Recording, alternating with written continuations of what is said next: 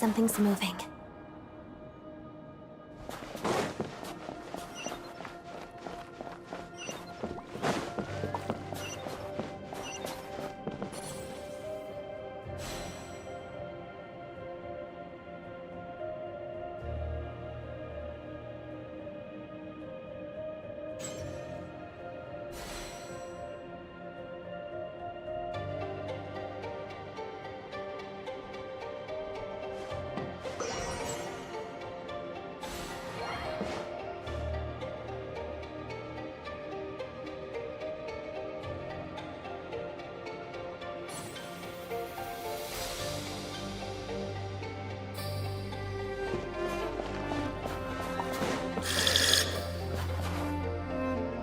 This must be the monster's shadow. Looks like a tough opponent.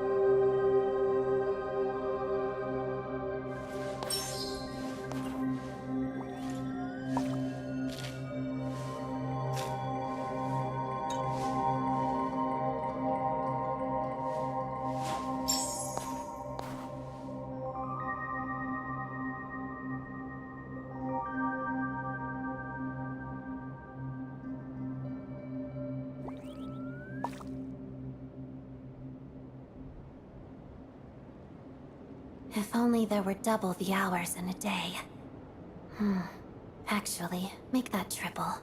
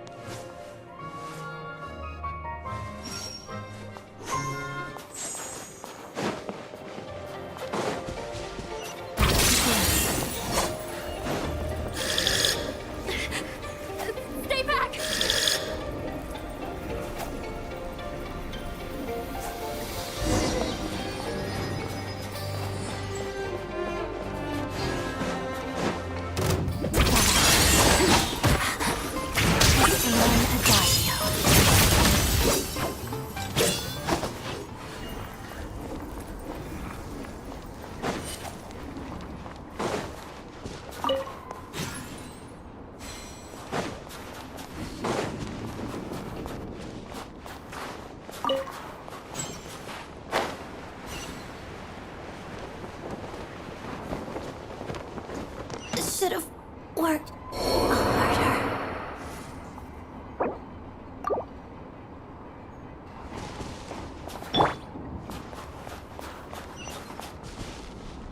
I see them. They're right behind the monster. The monster seems very agitated. It could attack at any moment. Let's make the first move.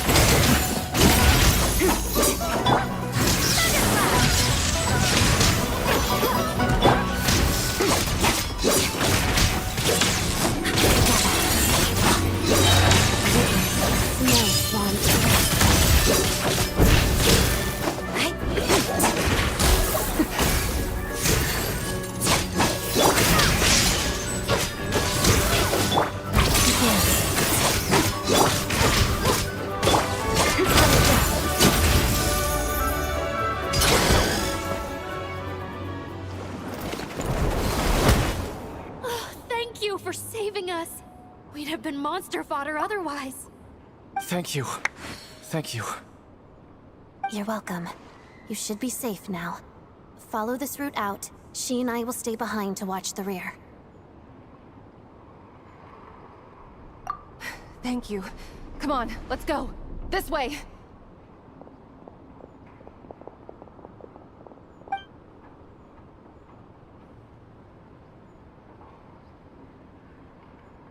I've searched the area. Pretty sure the monster made a tactical retreat. Yeah, but with us here, it won't be coming back anytime soon. It may be small, but don't be fooled. It's a ferocious beast. People are just food in its eyes. It's lucky we got here when we did. The trapped miners have been successfully evacuated. Time for us to leave. Wait, this place... There's... something unusual about it.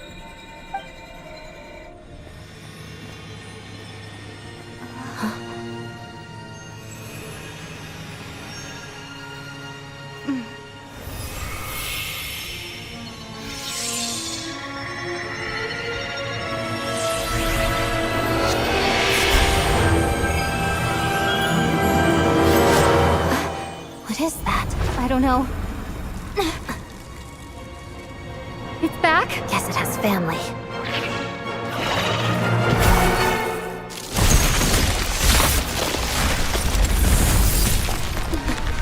This way. Run!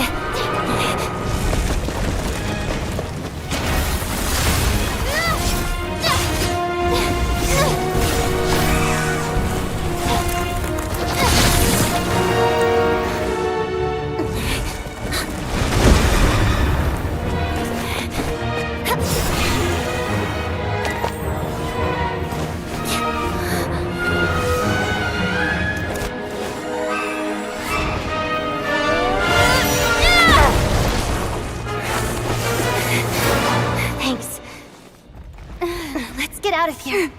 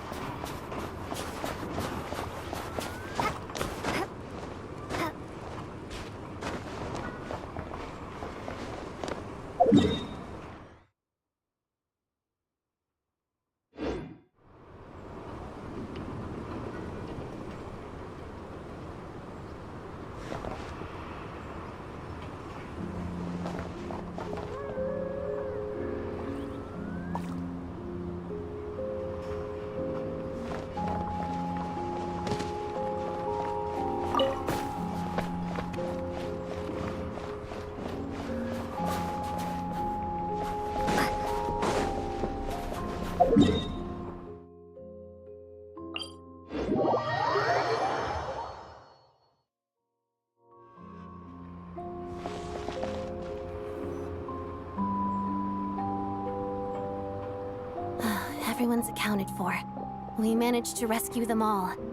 We also placed a sign at the entrance to the cave, warning people to stay away. You really held your own today. I still don't know your name.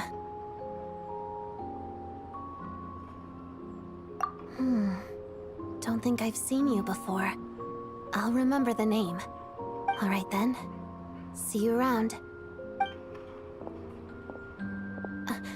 Hello, Lady Marionette. I hear the rescue operation was a great success. I knew I could count on you. What brings you here, Odette? Here for a performance? No, a Fatui mission. I happened to be nearby and heard the crash.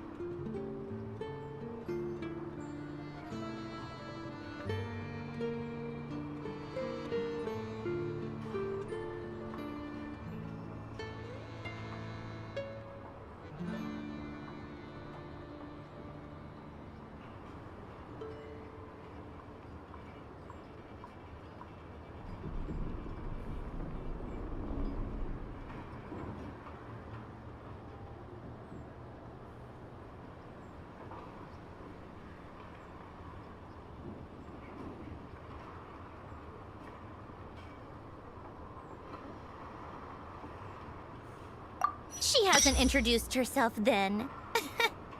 Odette is the prima ballerina of Snezhnograd. She's quite the celebrity.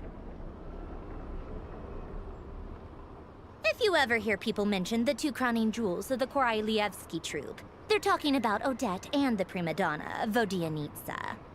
On top of that, Odette's also a rising Fatui star. It's looking likely she'll inherit the title of the Fair Lady. She learned all her combat skills from Rosaline herself. Used to be one of her most valued subordinates, too. You flatter me, Lady Marionette. If she's Rosaline's protege, that makes me... never mind. There's no need to bring it up. No point making things awkward.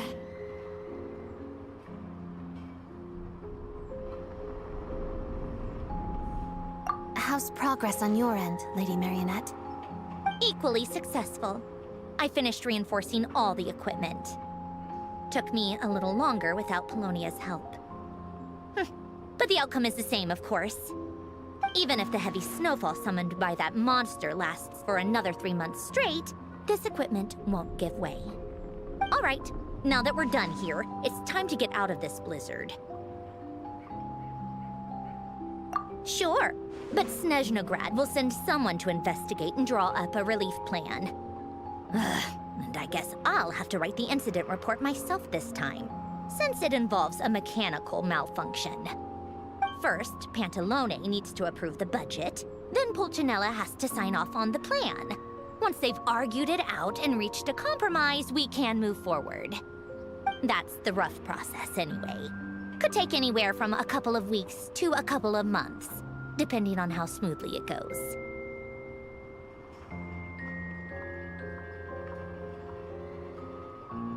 Yup, nothing we can do about it. There's a whole stack of incident reports like this back at the office. The snow has eased a little for now, but there's no telling when that will change with that monster still at large. Fuel for heating is in short supply, and relief is weeks away. There's no immediate threat to life, but still, it just feels like there should be a better way. Hey, quit daydreaming. Let's get back to Snezhnograd. When did you get a new sword? I found it in a cave. It handles pretty nicely. You have a strange affinity for secondhand swords.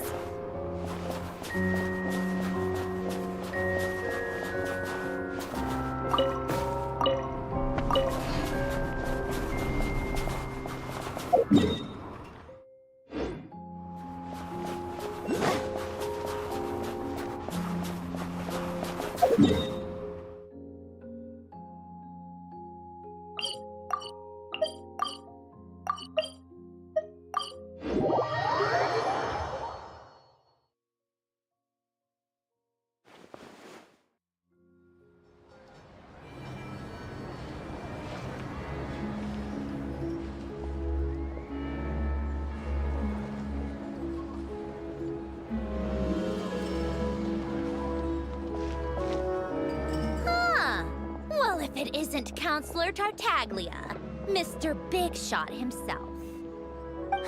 Go easy on me, all right? I'm still recovering from the interrogation the real Big Shots put me through. Hey, comrade, it's been too long. I heard you came looking for me earlier. Nicest surprise I've had in a while. Good to see you too, Odette. I'm guessing you guys just got back from Sviatlo-Laidovka. How'd it go? Crisis averted? It went fine.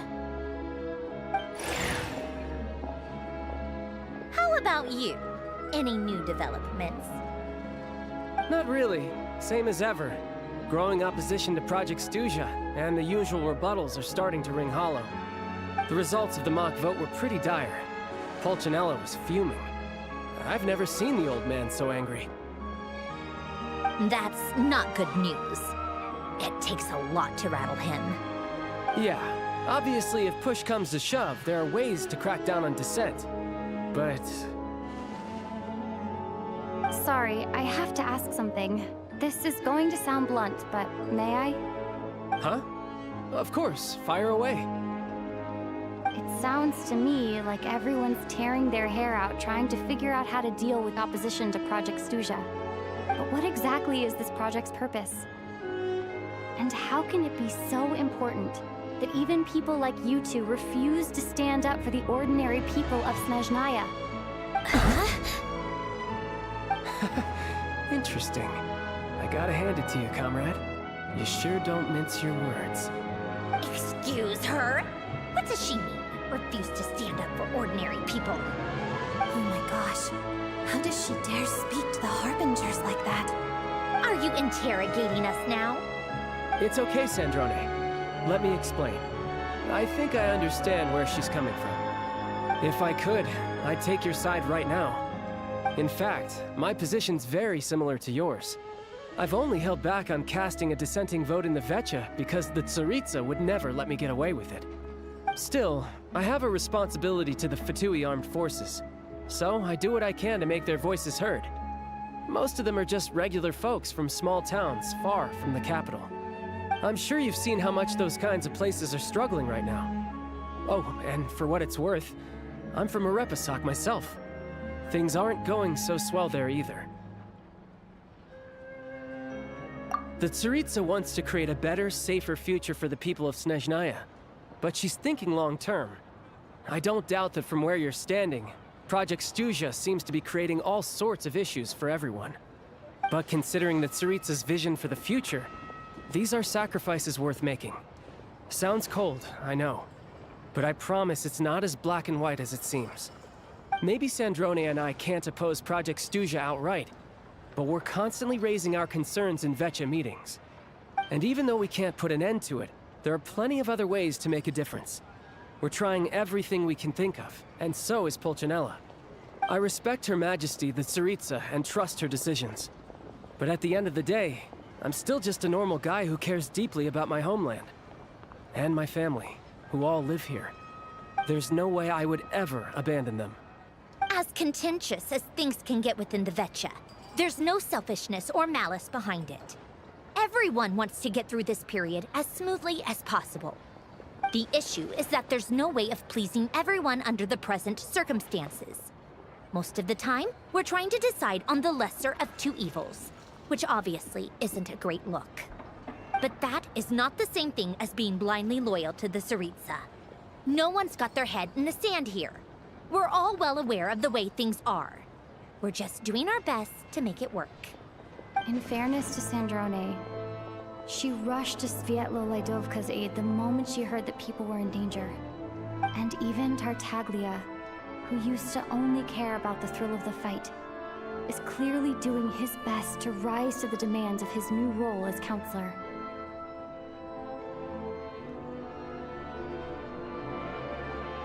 Hey, come on. There's only so much we can say, so don't press us too hard. Look, I know how untenable the Tsaritsa's position looks if you don't understand her motives.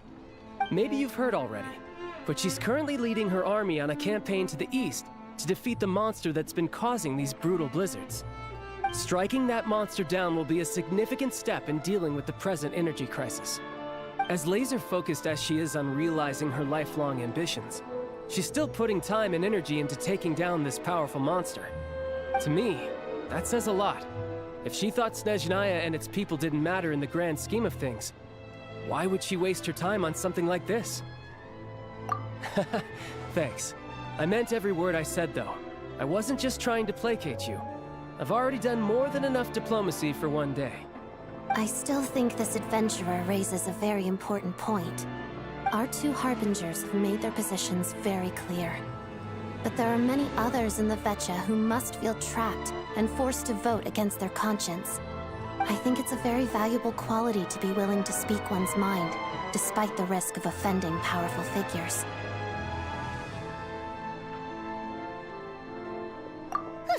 You can say that again. I highly doubt we'd feel the need to explain ourselves so much if we didn't know you so well. Forgive me, adventurer, but might I be so bold as to ask about your background? How is it that you can converse so openly with two Harbingers? Oh, haven't you been properly introduced? Easier said than done. I like to think I'm not the kind of person who goes around busting open people's old wounds. I've only learned her name so far, and no details of her experiences. Is something wrong? Uh-oh. Is there no avoiding the subject of Rosaline? No, it's just... all right. I guess there's no getting around it.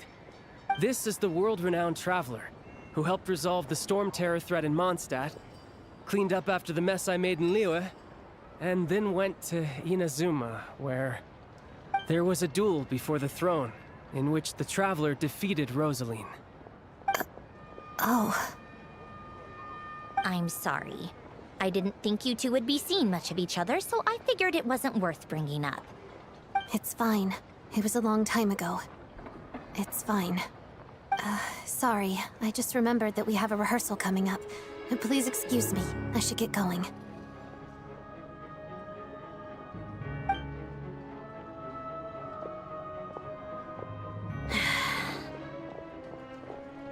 I've mentioned this to you before, remember? She was Rosaline's most valued subordinate. But they didn't actually get along. Not that Rosaline was really the type of person to make friends, but death has a way of resolving a lot of conflicts. Don't let it weigh on you. Like she said, it was a long time ago. It's in the past now. Odette has a very different personality from Rosaline. Give her some time. I'm sure she'll work through it.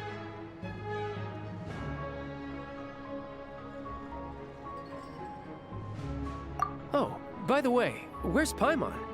It's not like her to hide away. She hasn't been feeling well, so she's resting at Podvorier Restaurant. I got a couple of my people to look after her while we were gone. Oh, right. Sorry to hear that. Poor thing. Reminds me of when Tonya was little. She really felt the cold back then. Used to get ill all the time. I felt so bad for her seeing her lying in bed, coughing. She was so mature for her age, though. Whenever someone came to visit her, she'd greet them with a smile and would never complain. I'm sure Paimon's a good kid, too. You're a little short on manpower, right? Let me have a couple of my people take over for yours. I'll send my most capable and reliable. They'll make sure Paimon can recover in peace. Well, that would be great. Your people are more qualified.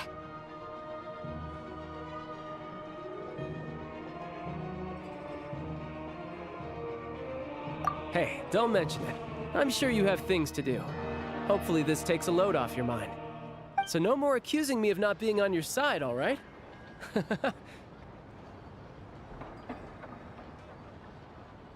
Already? That was quick.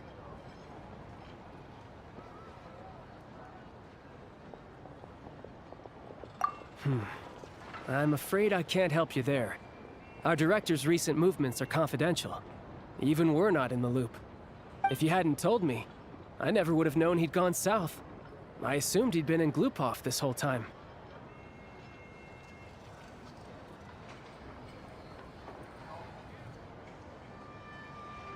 Well, I guess I'd better go sort out Paimon's security situation. I have some other work to catch up on at Glupov anyway. Me too. I have an incident report to write up. Let's leave it there for now.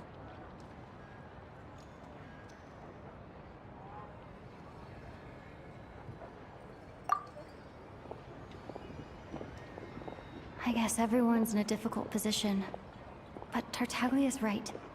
I have things to do. Things I want to do, and things I ought to do. To start with, I should go ask Alosha if he knows of any way to help Sviatla Ledovka.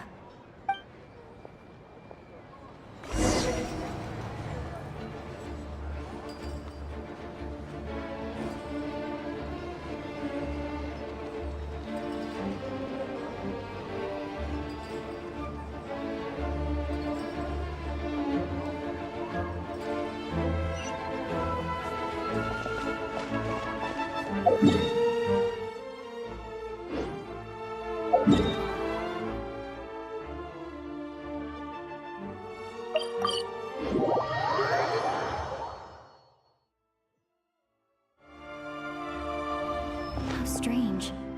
The sea is to be vibrating of its own accord. It's a very faint vibration, but it's getting stronger as I get closer to the statue of the Seven. Does this sword have some connection to the statue? But all it does is vibrate, even when I touch it. That place I got this sword from was definitely out of the ordinary. Maybe I should try channeling the power of cryo?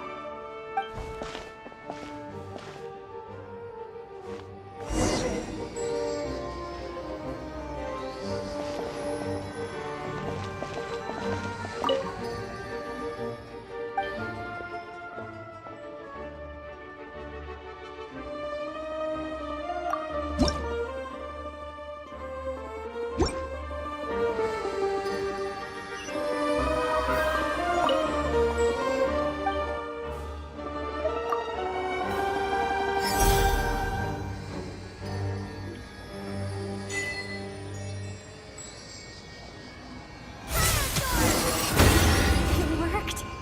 There really is something special about this sword.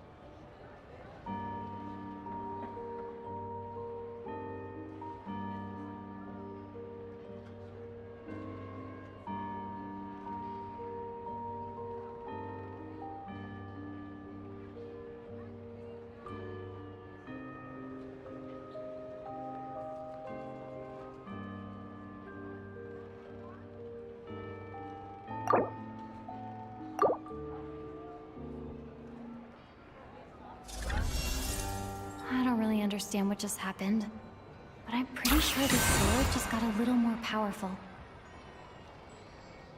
I'll have to try the same thing again when I come across another statue of the Seven. In the meantime, I'd better go find Alosha.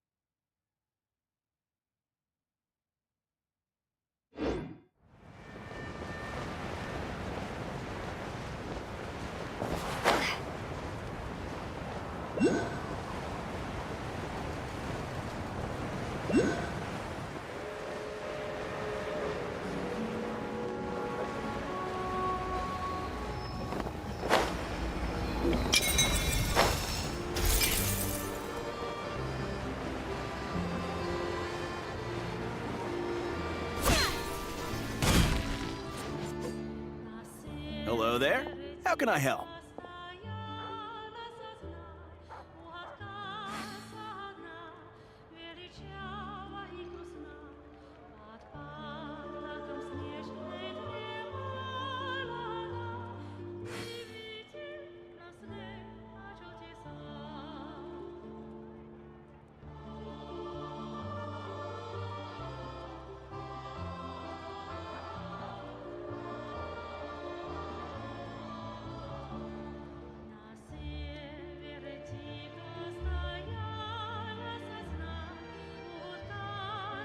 Ah, sure thing. Give me a second, I'll go fetch them for you.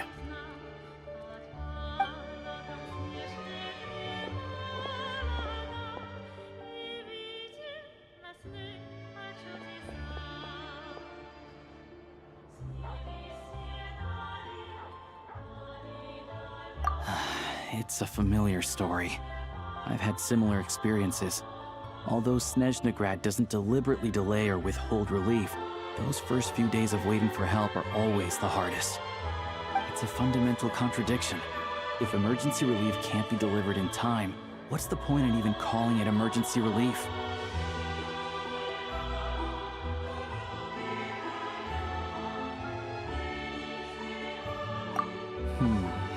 Not necessarily. I think there's a good chance that Kresnik Crystal from Stratomeros will start flowing into the market.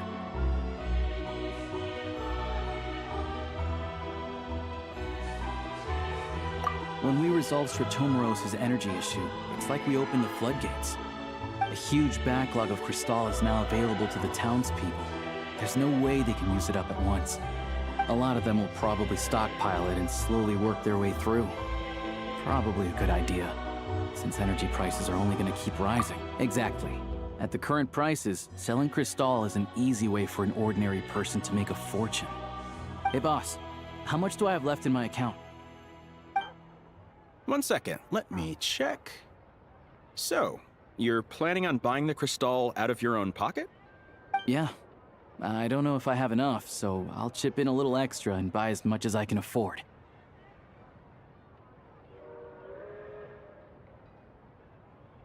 No, it's fine. You're new to Snezhnaya, and you have your own living expenses to worry about. Besides, you're already providing the train.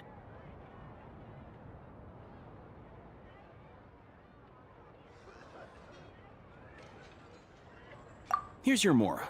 See what you can find at the market. But I doubt there'll be much Crystal left.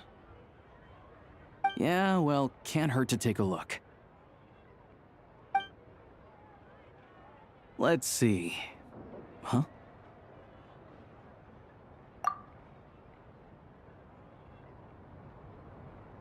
Oh, Alosha, and...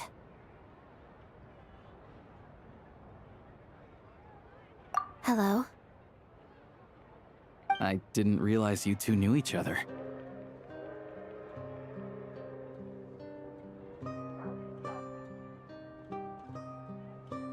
Yeah, I take on some odd jobs in the city to supplement my hunting income. Sometimes I work as a cleaner or prop hand at the theater where Odette is one of the big stars, so I've met her a few times. When the weather's as bad as this, it's better for a hunter to adapt than to keep looking for game. Yes, and we sometimes need extra help.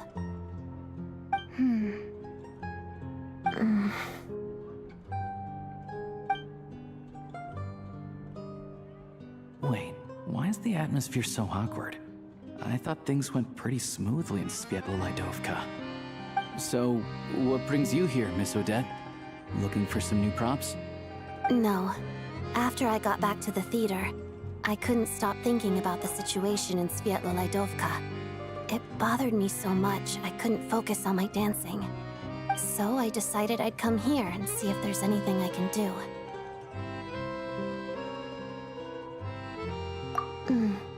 You too, I presume. I suppose that's why you're here. I didn't feel comfortable expressing my true opinions in front of the Harbingers. Not least because ordinary Fatui like me don't even know what Project Stuja is all about. Without knowing the full picture, I can't make sense of it. And at some point, if things aren't making sense to me, I can't just keep going along with it. So many people feel the same way. They wish they could do something, but all kinds of reservations hold them back.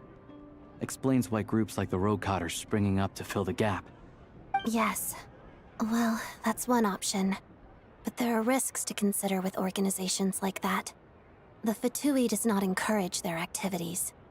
Right, because things can get out of hand, and it's hard to hold the right people accountable when they do. I've heard about a few cases like that. Sandrone said Odette was on track to inherit the title of the Fair Lady. If so, she'll be able to find out what Project Stuja is really about. Still, it's probably a little soon to ask her about that. There may be more to the story. What's on your mind?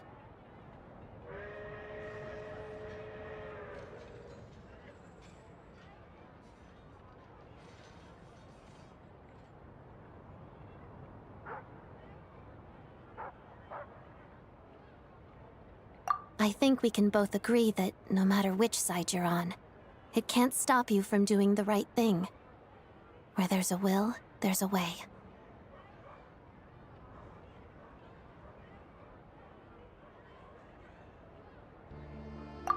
I know what Rosaline did while she was abroad. You made the right decision, so no hard feelings. So, what's your plan? Oh, we were gonna buy some Crystal. I heard there's some on the market right now. Funny. I had the same idea. In that case, let me pay. I can claim it back as mission expenses. The real issue here is that government relief is behind schedule. Surely it makes more sense for the state to cover these costs than for us to pay out of our own pockets. True. It's a huge expense after all.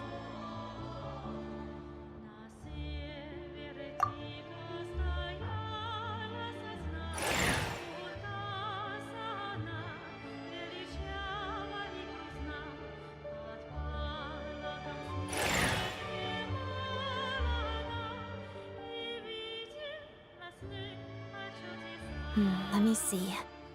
I'll take it all, please. And I'll be needing a receipt. Right. Choose mission budget under the expense category, but be sure to specify emergency rescue operation in the description. Otherwise, the normal reimbursement limit will apply. Let's book this train. Regulations say that if we need to transport Kresnik Crystal during Project Stuja, extra carriages can be added 1 hour before departure.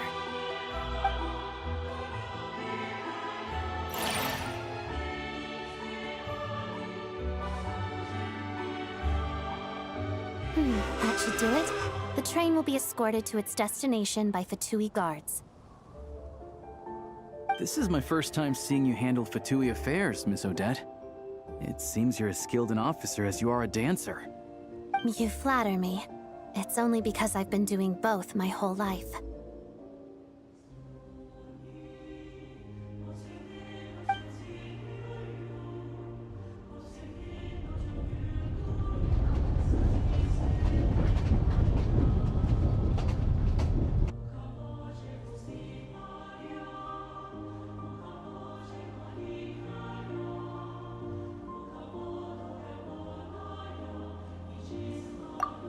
Anyway, I bet you've been non-stop today, am I right?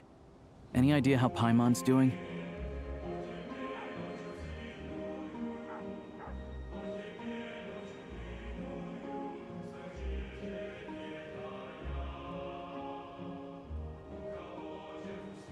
What's wrong? Who's Paimon? Her travel buddy hasn't been feeling well. She caught a cold right after they got to Snezhnaya. Sounds like she's important to you. I can't believe you've been dealing with this on top of everything you've been doing to help the people of Snezhnaya.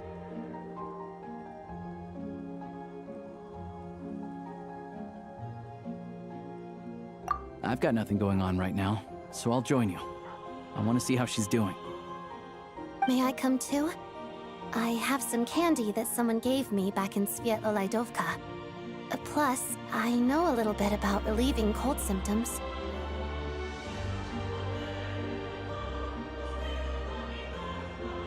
All right then, let's go.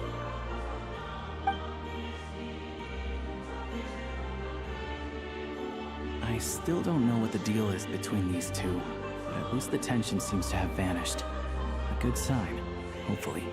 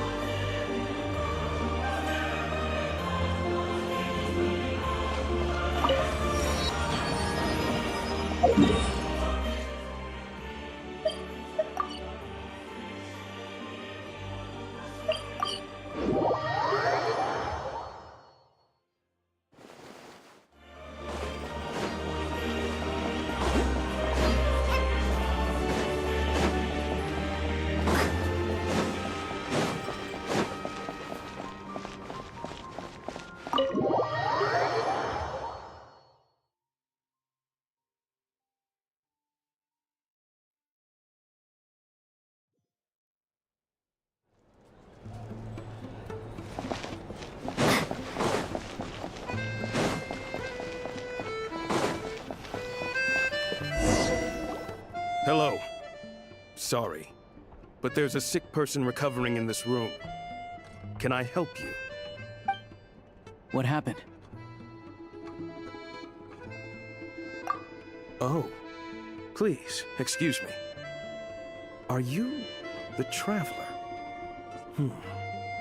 Could I take a quick look at your Adventurer Handbook? Master Child said I should verify your identity.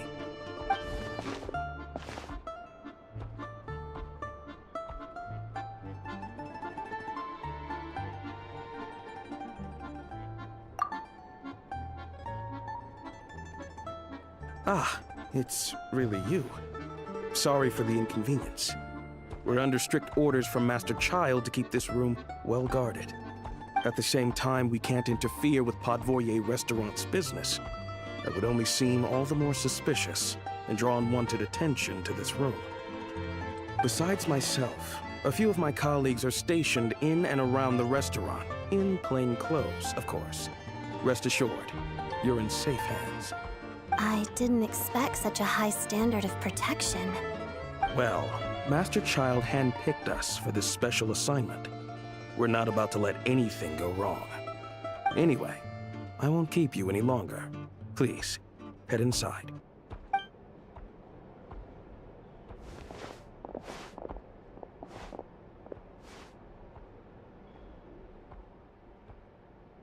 Traveler! Alasha, you're back! Oh, hey! Who's our new friend? Hi, I'm Odette. The Traveler and I crossed paths a few times. Another friend from the Fatui, huh? You're practically a member yourself by this point.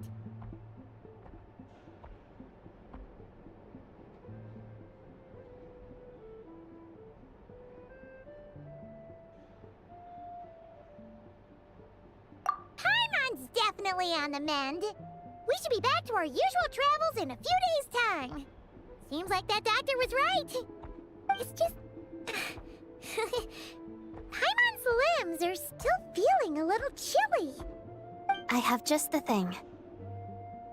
Whoa! What's this? Is that... a flame inside an ice cube? Wait, is this real ice? How's it not melting? And how does the fire keep on burning? All keen observations. You're right. This is called core ignis. Whenever I've caught a cold in the past, I found I recover much more quickly if I place this by my bed. You're welcome to borrow it. Awesome! Wow! It's so nice and warm! Oh, it's like magic. Your name was Odette, right? How did you two meet again? Looks like she's in pretty good spirits. That's a relief. Any progress with your investigation yet?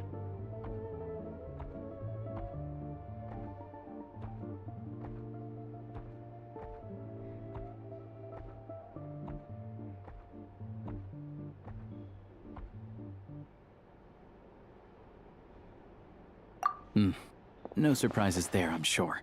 They're not likely to let anything slip. The Rokad, huh?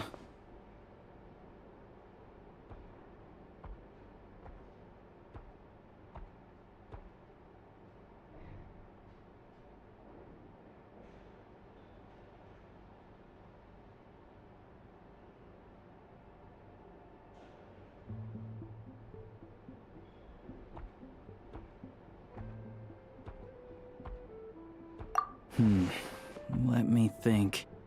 Members of the Rokad keep their true identities hidden, but I think there might be someone I can introduce you to. Leave it with me. Meet me at the Korolyevsky troop tomorrow, and I'll tell you how it goes. Would anyone like a drink? I'm gonna head to the bar. Paimon will have... maybe some hot milk? Yeah. Paimon's in the mood for something warm. Enough with the secret chat, you two. Let's catch up properly in a minute. Paimon wants to know everything that's happened today. It'll be kinda like Tabletop Troop. No reason why listening to a story can't be an adventure.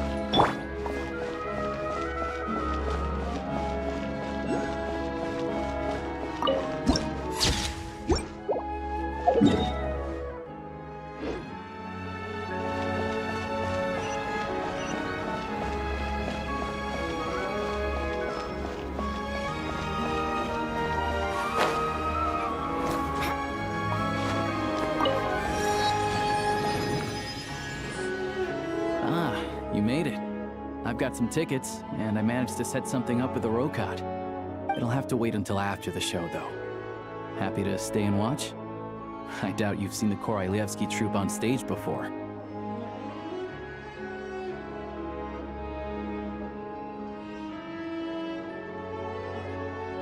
Pleasure. Here, this is the way in.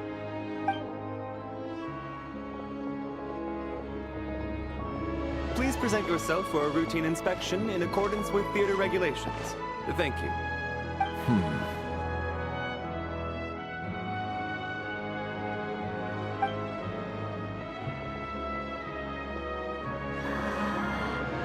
Is that guy with the fatui?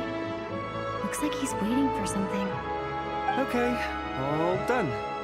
Thank you for your cooperation. Please proceed through to the theater.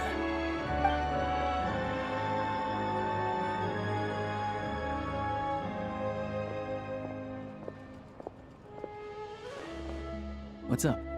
Everything okay?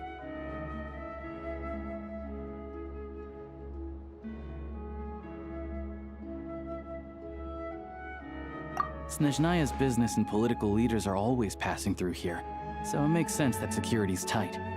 Still, it's a little unusual to see the Fatui's Armory Palace guard here. You saw him, right? The guy right at the back. Strong, silent type. His name's Valeri.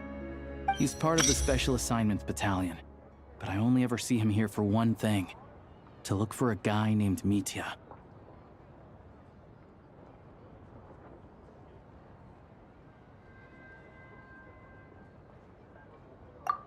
Supposedly a researcher, though he never seems to put much time in at the office. The theater is one of his favorite places to hang out when he's playing hooky from work. But that's not for us to worry about. Let's go. The show's about to start.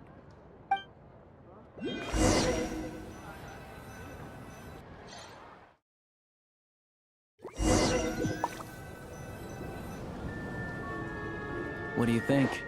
Pretty impressive, huh?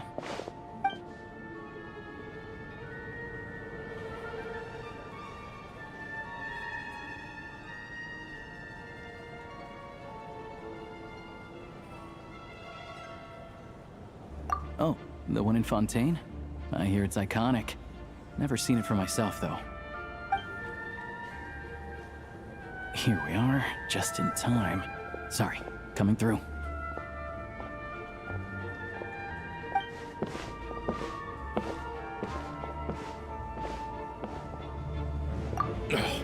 If you're gonna show up late, keep your mouth shut. What's his problem? Whatever. No point arguing with people like that. Look, there she is. That's who I'm introducing you to later. She's the lead singer of the troupe, Vodyanitsa.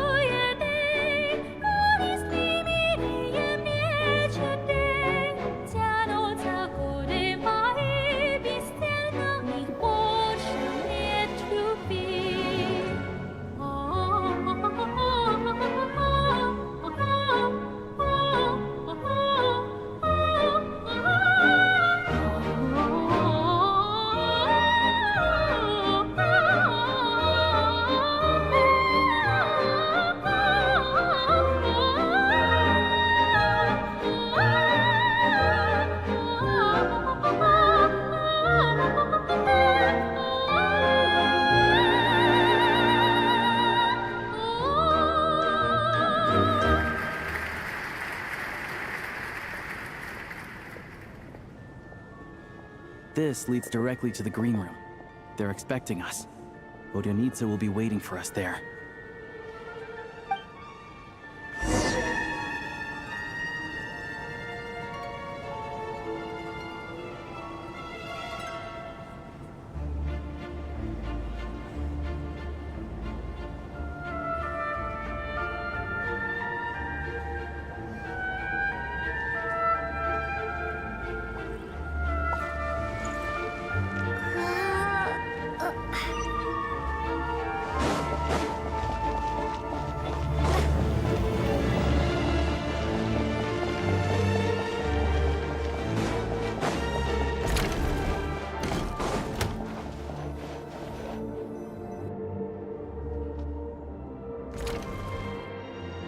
Hey there. Excuse me. Can you believe it? I am so mad right now. Come in. Oh, it's you two. Huh? You know each other? Oh, wait. Is this who you were telling me about? The one you met yesterday and couldn't stop thinking about? I never said that. Yes, you did. Why are you denying it? It was right before I went on that rant about the moody factory owner. Oh, I remember it so clearly. Might I ask what brings you two here? Oh, I just brought her here to see the show. And when it finished, she was full of praise for Vodyanitsa's performance. So I thought I'd try my luck, see if we could get the chance to chat for a bit. Maybe get an autograph? You work here. You of all people ought to know that's against the rules. It's not what the green room is there for. Oh, what's the big deal? Come on, don't be shy. I can give you an autograph. You can take a picture too if you want. Do as you please. I finished all my shows for the day. I'll leave you to chat.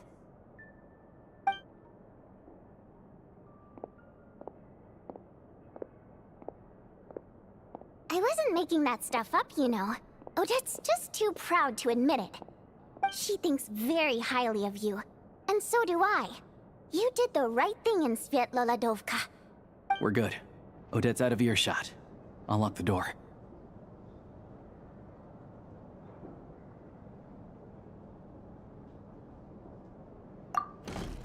Confidentiality, of course. The Rokat is very strict on that. Whoa, Alosia! Not out loud! Not with an outsider here! Relax, I've taken care of it. Look at this. The President's reply sent this morning. Wait, so she's been approved to join?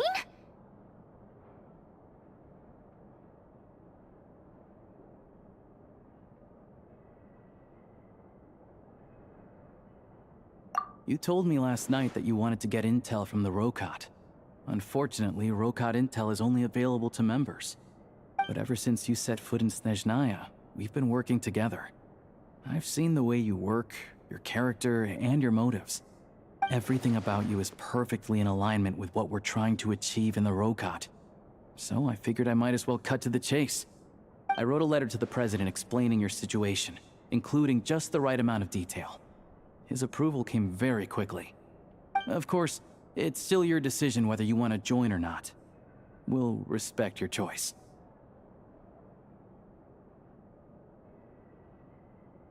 Well, assuming Odette was telling the truth and she didn't misjudge you, I guess we don't need to worry about you blowing our cover.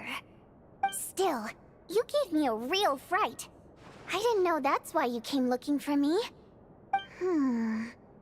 So, that stuff you said about admiring my performance, was that just because Odette was here? Did you actually mean it? Now you're talking. That's what I like to hear.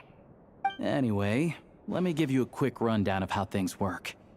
Like I said, the Rokat is a covert organization, and we hide our identities. Members typically don't meet in person or even know each other's identities. This helps us maintain a high level of independence and secrecy. Because of this, members are basically free to decide their methods without constraints, so long as the outcome of any activity doesn't violate the organization's principles.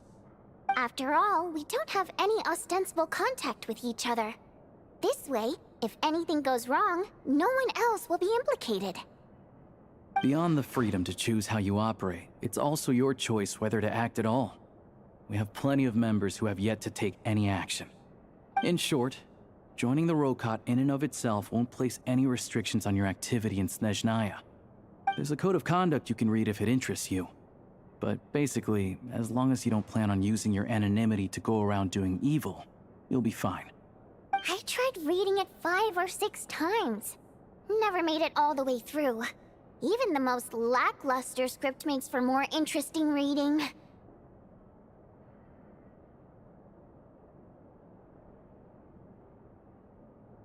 Great. Then I'll go grab an official application form. Be right back.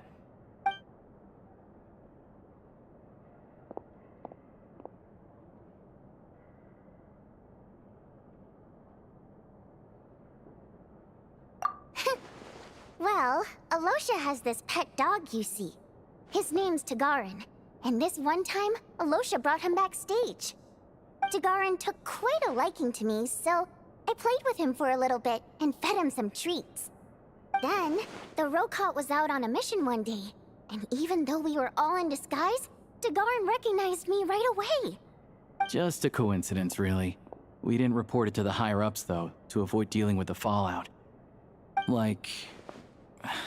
my job at the theater, for instance. I really need it to make ends meet. By the way, what were you complaining about just before we came in? Did everything go okay with Chuganov? Everything did not go okay. That's why I was so mad. I tried to make some small talk with him before I went on stage to fish for intel about the Iskra manufacturing plant. But he wouldn't take the bait. No matter what I said, he kept dodging the question. And then he started complaining. He said he didn't appreciate his second-rate seat in the stalls because he usually gets a private box. I mean, what did he expect? Everyone knows that if you want a box seat, you buy a ticket well in advance.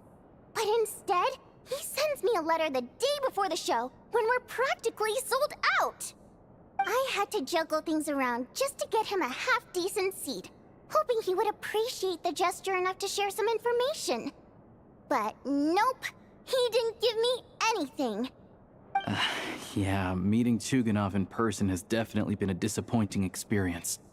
Oh, you probably don't know who we're talking about, do you? Chuganov was that older guy you were sitting next to today. I'm sure he didn't make a great first impression on you either.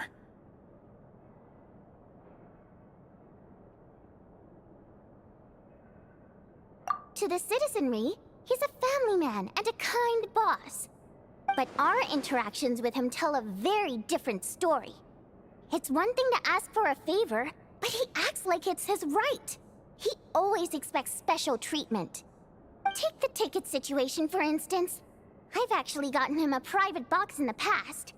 But not only was he not even grateful, now he's acting like I've sold him short this time.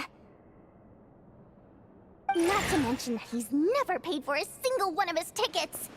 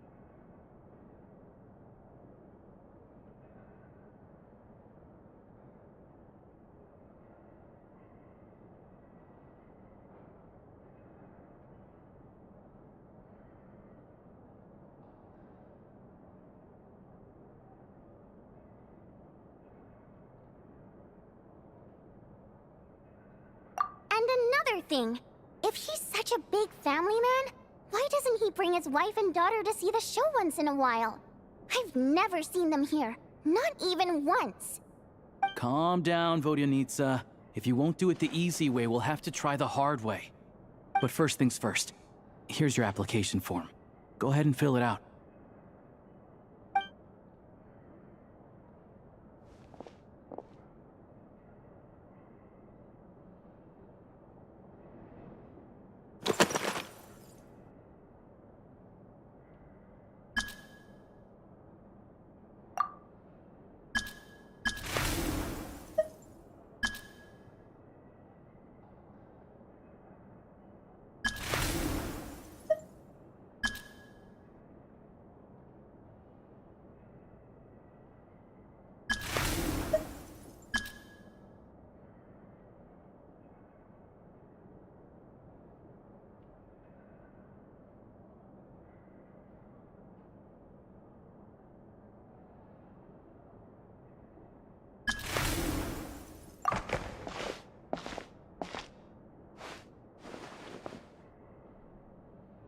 Excellent. We'll hold on to this for you. All right. Now that we're officially Rokot comrades, I can tell you.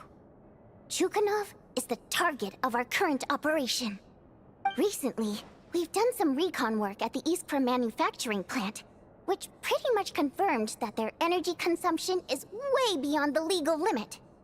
All we need now is some direct evidence to present to the Vetcha, so we can demand that they shut the plant down. That way, the Kresny Crystal can be allocated to where it's needed most. I was hoping he might let slip during one of our chats, but he's too tight-lipped. We'll have to find another way. I'm meeting another regular theater goer tonight, Mitya.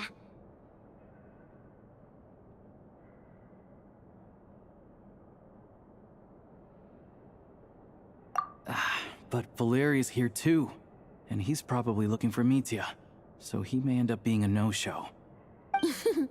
Don't you worry. He must know how to dodge Valeri, or he wouldn't be showing up on time for every performance.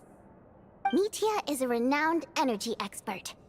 Although we can't get any direct evidence of the excessive energy consumption at the plant, we can accidentally let the information slip to him. The authorities should take someone like him seriously. So if he starts raising questions about energy use at the Iskra manufacturing plant, there will be a proper investigation. Also, we're not allowed on site, but he has clearance. So all we need is his cooperation. Yeah, so that's the other thing we're trying to figure out. Though I think we're far less likely to make any progress on that front. Still, I hear that Mitya is a bit of a chatterbox. So, who knows? Maybe if we catch him in the right mood, he'll let something slip. What do you think? Sound like something worth your time? Okay, in that case, you guys find a seat somewhere nearby. Pretend you're a couple of buddies there to eat, and keep your ears peeled for useful information. He's a huge fan, so I doubt he'll have his guard up around me. But you two need to be convincing. If he suspects anything at all, he might stop talking. Sure. Don't worry. We'll make a believable pair of buddies.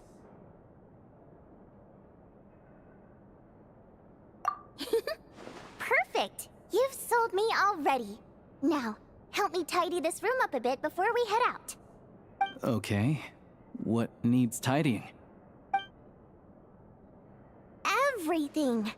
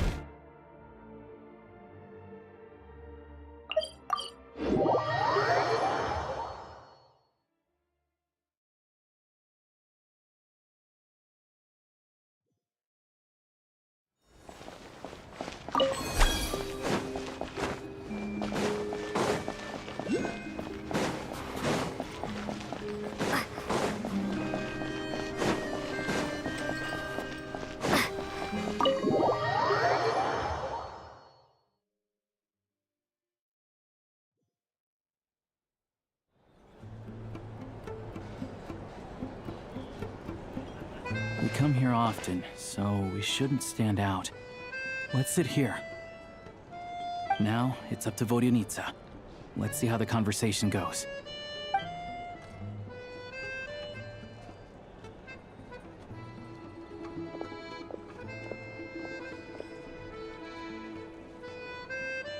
Mr. Mitya! Over here! Over here! Oh, sorry. I got a little held up on my way here. Now we have even less time than we planned.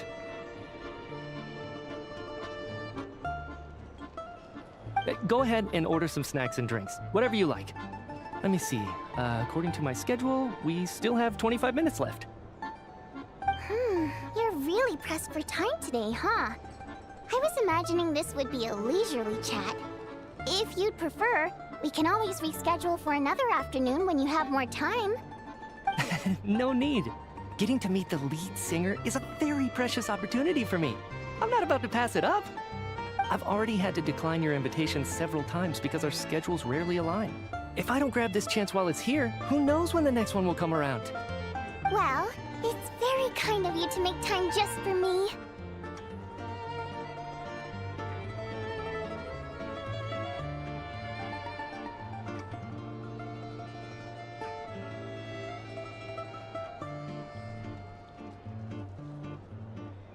I'm not too sure, to be honest. But Snezhnaya's full of weird and wonderful things like that, so people tend not to bat an eye. I'm sure the same will go for the Eye of Grey and Paimon.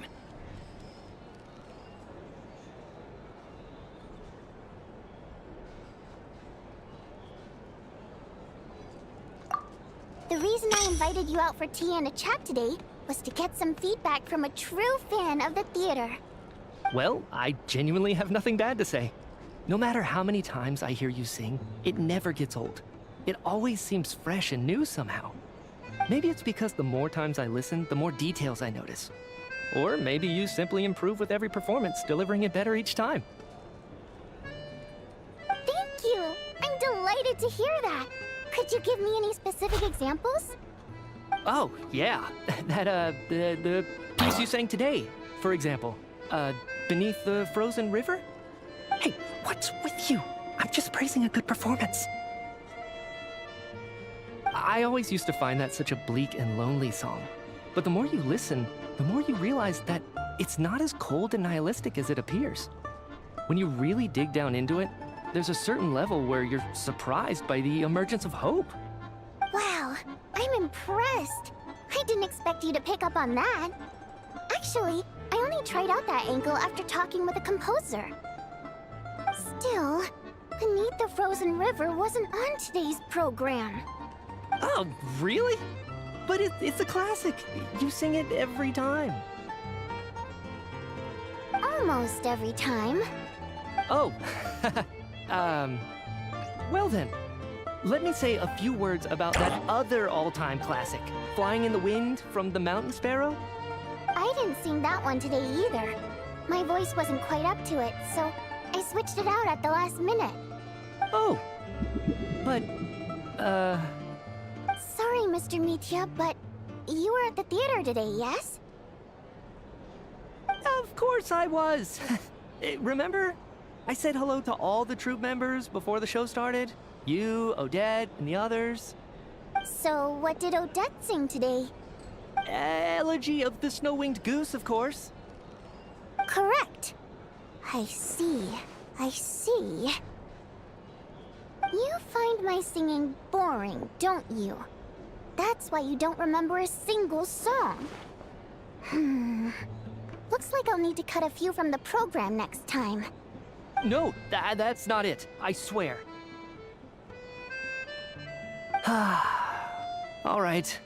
I'll be straight with you. I'm sorry. My mind was wandering as you took the stage today. I enjoy watching your shows because the exquisite performances stimulate the mind. It always sparks some inspiration for my research. So, whenever I get stuck at work, I come to the theater for a change of pace. Odette's dance during the Elegy of the Snow-Winged Goose today was simply incredible. It got me wondering what she's been going through recently. That look of sheer defiance in the face of utter tragedy? It was so inspiring. I started scribbling in my notebook right away. Not that I made a ton of progress in the grand scheme of things, but I still think it was productive. By the time I snapped out of it, the entire show had finished. So what you're saying is, you didn't listen to my singing at all? Unfortunately not. I'm sorry, I don't know which is more disrespectful. The fact that I don't always come for the show itself, or the fact that I missed your performance. Seems like things are getting a little awkward.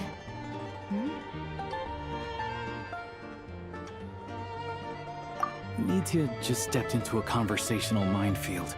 If there's one thing Vodyanitsa doesn't like, it's people who show disrespect for her performance. This meeting was so hard to set up. Don't tell me it's already falling apart. It's fine. I suppose this is affirming in its own way. At least, it shows that our performance really touches people's hearts, right? Don't let it bother you. It certainly doesn't bother me. She's showing a lot of restraint.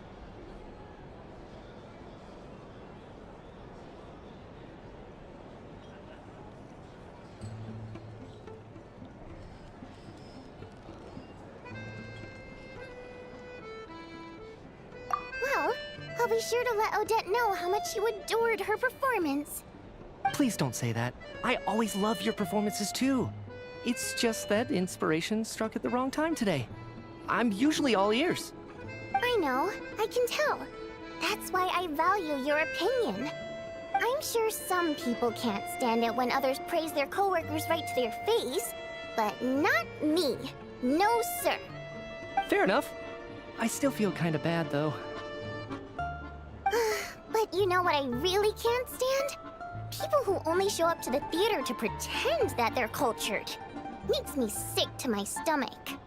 Oh yeah, 100%. There are too many of those people around. By the time they're walking out the door, they've forgotten all about the show. What's wrong? You look furious. I don't know if you've heard about the boss of the Iskra manufacturing plant. He isn't even a theater investor, but he always demands the same privileges as actual investors. Box tickets only, premium drinks, even the right to request specific songs. Well played, Vodyanitsa. Seems like she's harnessing her rage to steer the conversation back on track. Now that you mention it, I've interacted with that guy before. I gotta say, everyone holds him up as an example of a benevolent businessman, but I don't know. I don't see it. Yeah, he couldn't care less about what's happening on stage. He's just there to flaunt his social status. I hate that I have to prepare programs for guys like that. What's the big deal with that factory he runs anyway? I asked around a bit and heard some pretty shocking stories. Sounds like he's just another greedy capitalist. Oh, really?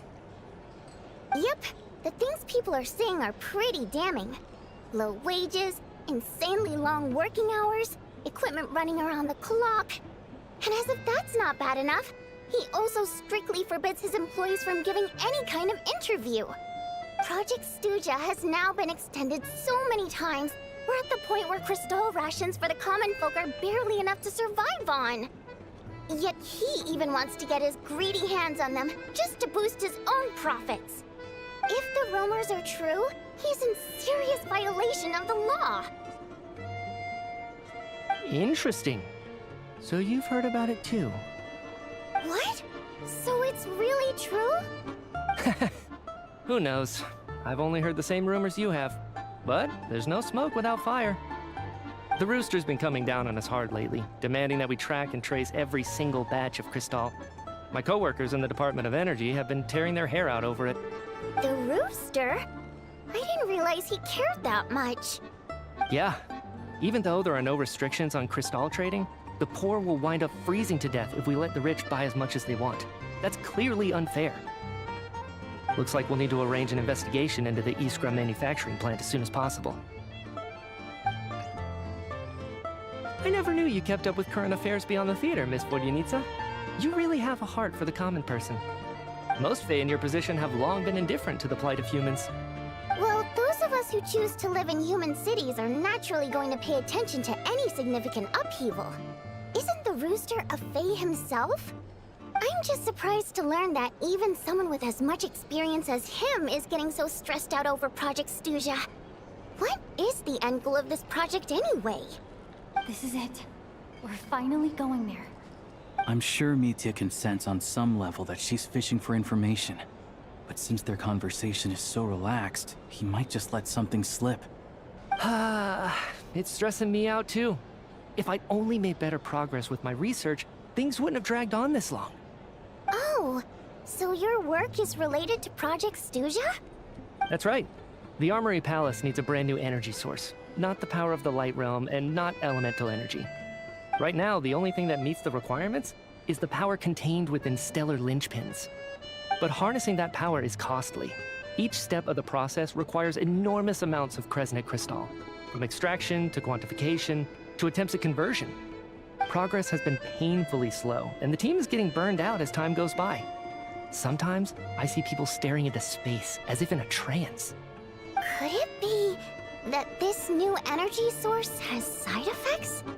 No, it doesn't affect us, because the energy is used for... Okay, I got it. Stop choking me.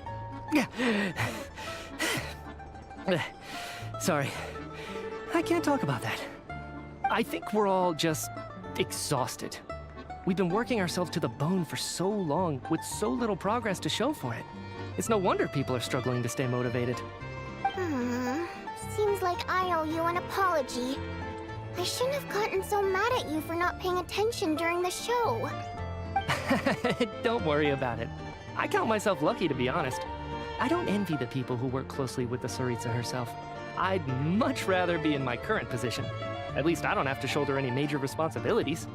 So they're trying to develop a completely new kind of energy.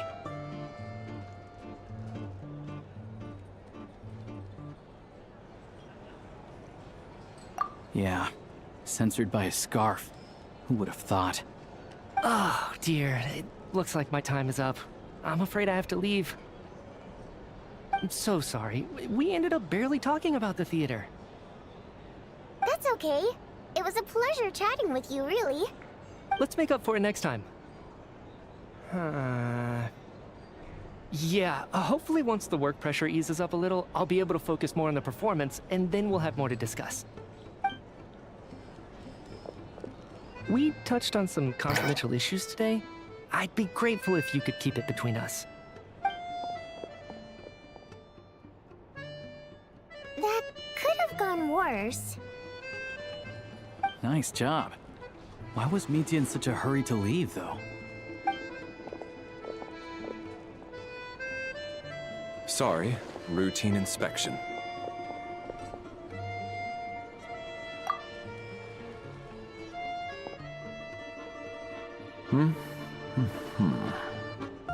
Okay, let's go. So he wasn't rushing to get back to work. He must have calculated that Valeri would find him here in exactly 25 minutes. That's frighteningly accurate. One of the main duties of the Special Assignments Battalion is to ensure that important figures stick to their schedules.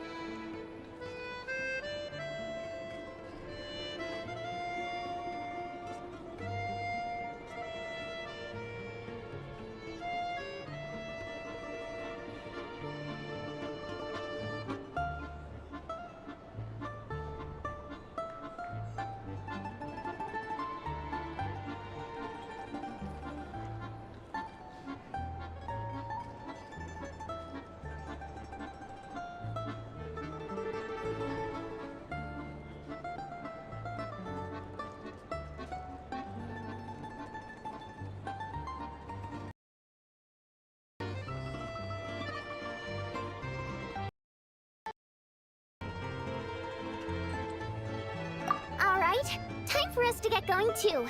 Excuse me. Check, please. We'll settle our check too, then. Oh, hello there. Mr. Mitya paid the check before leaving.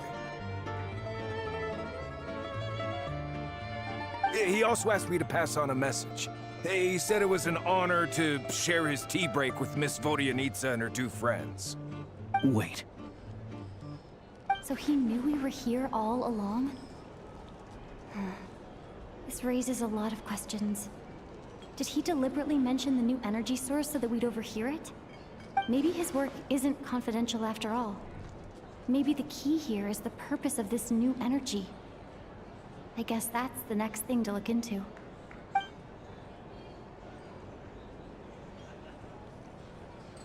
Vodyanitsa and Alosha have both left. Time to head back and call it a day.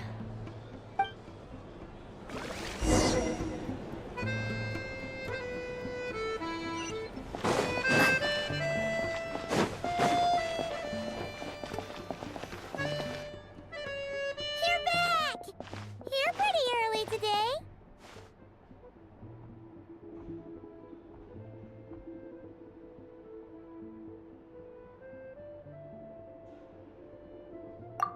Paimon was just gonna mention that. After she woke up today, Paimon felt like her temperature was completely back to normal. But her strength still hasn't returned. Still, there's some good news.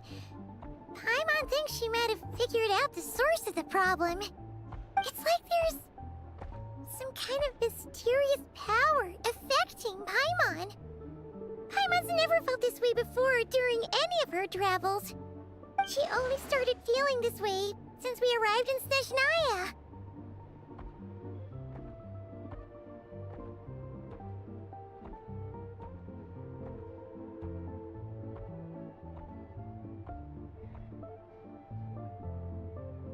That's right. The Armory Palace needs a brand new energy source. Could that have something to do with this? What is it? You're making that face again. You know, the one you get whenever you have a light bulb moment?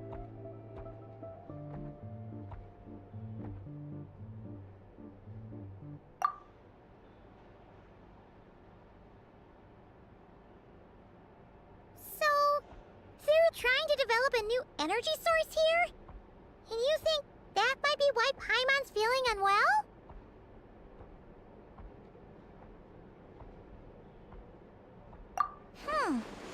Well, Mitya denied that the energy they're researching has any side effects. Although, he did say that people working on the project have been having issues with their concentration and short-term memory.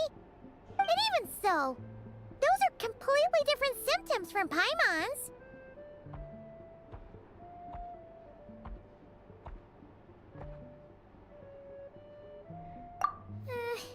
It's pretty faint, so it's kind of hard to tell. But if anything, it seems like it's coming from roughly the same direction as the Armory Palace.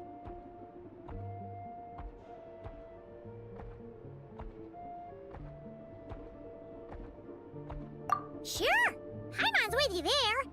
But how, though? The robot only has a limited amount of intel.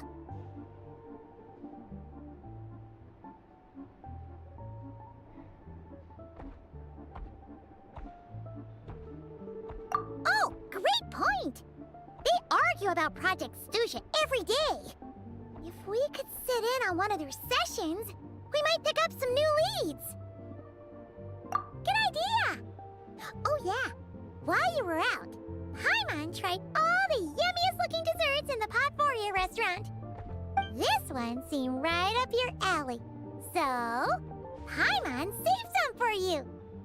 Come try it once you finish writing your letter.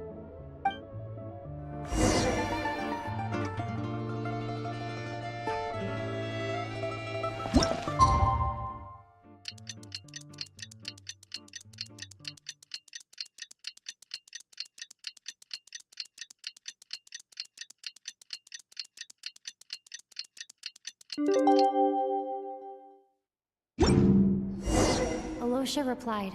He says that we won't be able to speak at the Vetcha, but he can arrange for us to attend as visitors. Time to get ready. Then head to the Snezhna Grad Vecha.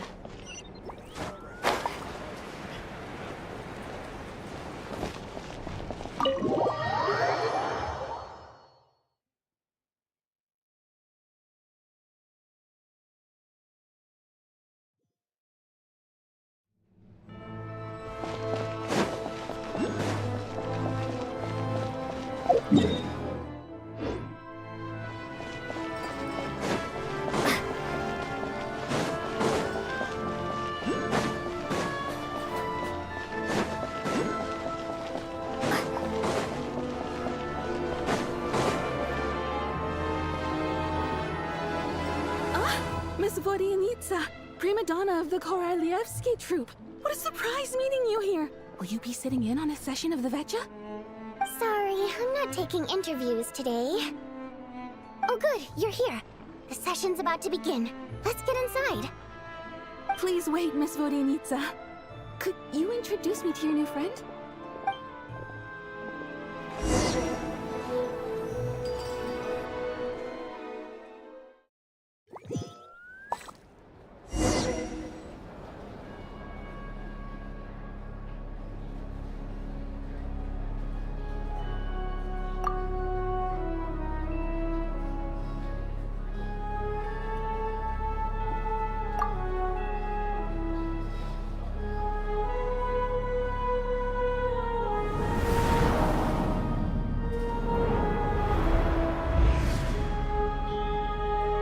In summary, the energy management commitments made for the outgoing period have been delivered upon. Furthermore, both the production and consumption of Kresnik Crystal show clear signs of stabilizing. The relevant agencies have assessed the present circumstances and determined that the status quo can be sustained until the next period. For detailed statistics, I would refer you to the industry reports that have been distributed to all persons present. It should also be noted that while the recent blizzards have led to a significant increase in people's energy expenses, this is strictly a short-term phenomenon associated with a remotely located monster. Her Majesty the Tsaritsa is giving her full attention to this matter. We should have every confidence that it will be dealt with swiftly and conclusively. A financial report on disaster relief is also present in this report, courtesy of Pantalone.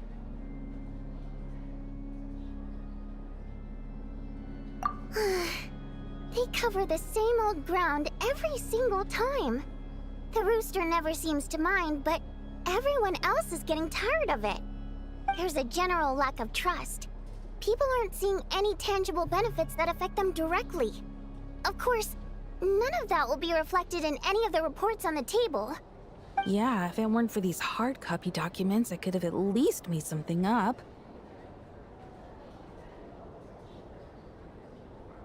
Oh, don't mind me. I'm just out here trying to hit my interview quotas. Bring out the Kvass. Ever read it? Best-selling newspaper in town. If I remember correctly, you guys don't even have a sales permit. You have to sell from stalls on the street.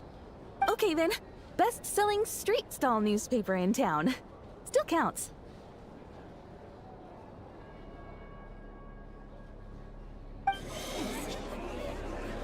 Order! We will now open the floor to the representatives. If there are no further substantive issues to discuss, we will then proceed to a vote on this motion. Snezhnaya has a long tradition of treating members of the Fatui armed forces and their dependents favorably. But recent surveys shows that Fatui families in remote areas have access to 15% less Crystal than the average civilian family in Snezhnograd. It's been said many times before, but it bears repeating now. There needs to be a clear and consistent rationale behind how Crystal is allocated, or we will soon face immense public backlash. Perhaps you wouldn't need to keep repeating yourself if you would hear me out for once. I say again, true consistency exists only in principle. In the real world, fairness is relative. You appear to treat resource allocation as a simple function of production and population. So what about when the equipment used in production breaks down? Have you factored that into your equation? And do you even know how long it's been since Snezhnaya last conducted a census? If I knew the answers to questions like that, I'm sure I'd be a very wealthy man. And I doubt I'd be going by child. I'd like to bring the focus back to the specific issue I raised. Or do you wish to deny that favorable treatment for Fatui dependents is our long-standing policy?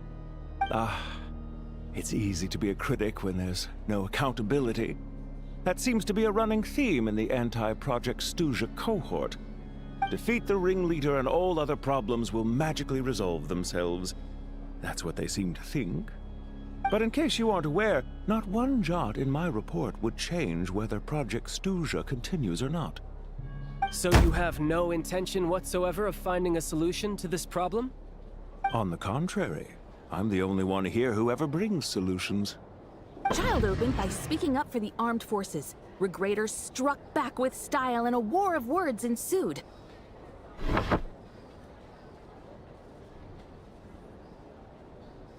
Our reporter was live on the scene to get the audience's reaction as it all unfolded. Who do you support?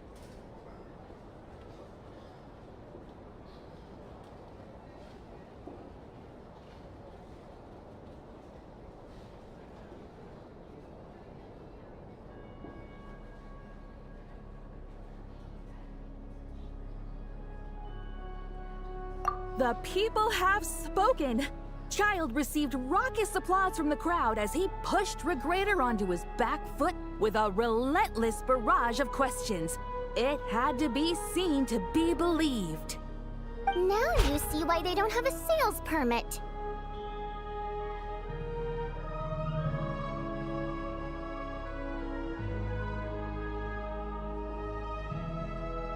However this reporter wants to spin things, I haven't forgotten that Tartaglia was representing the Northland Bank when we first met in Liyue. So, surely their relationship can't always have been this strained. You two are getting off topic. Let's focus on what the data is saying. Mr. Pantalone, may I speak on your behalf? Oh, please do. I'm more than happy to save my breath.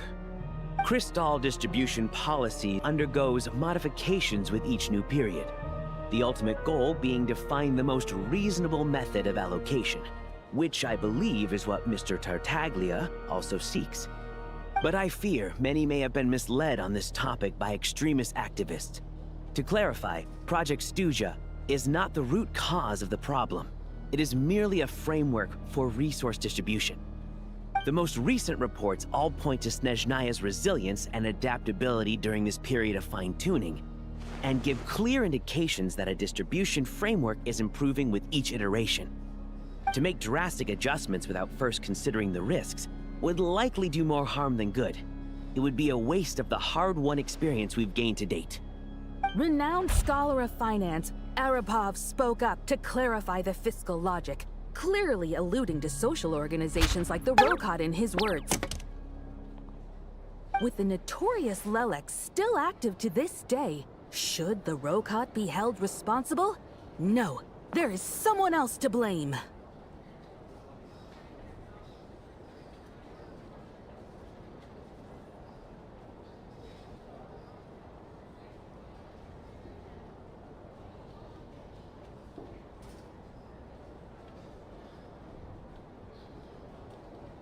She's just rephrasing what Mr. Pantalone said.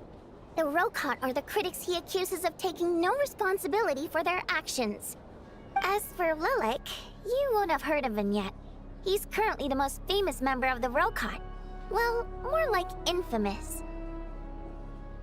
Ending Project Stuja has become an obsession for him.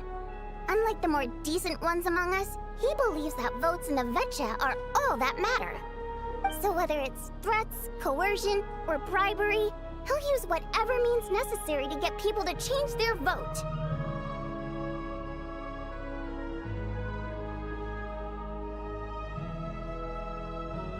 And since we're already on the subject, what do you think of Lelek's methods? Are you for or against?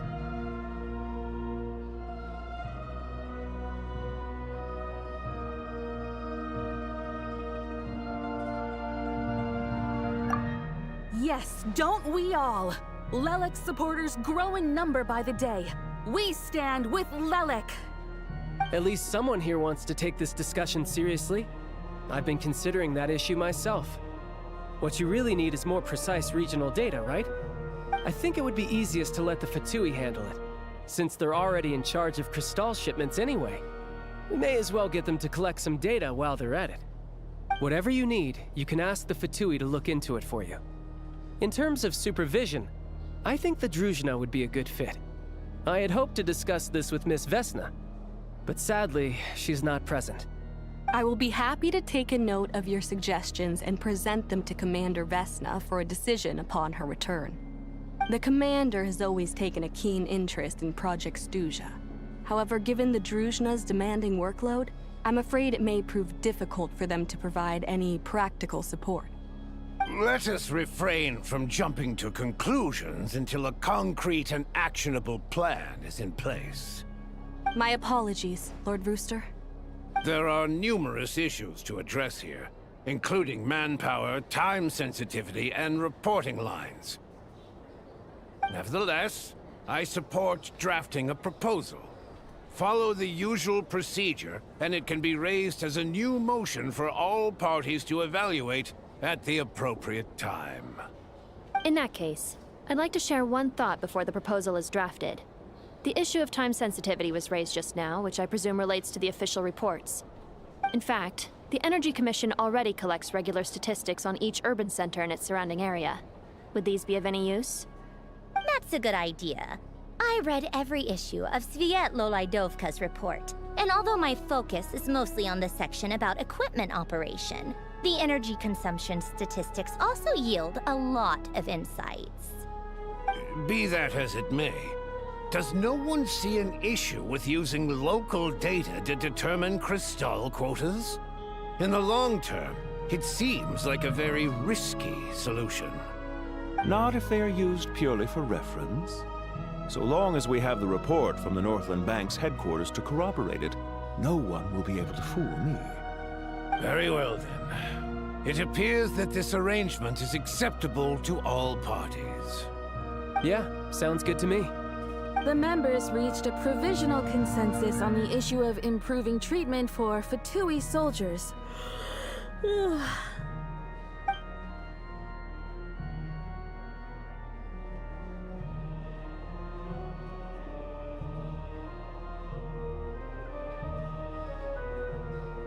Today, the prima donna of the Korailievsky troupe attended a session of the Snezhnograd Vecha in the company of a most charming young lady. The question on all our minds is, what is the true nature of their relationship?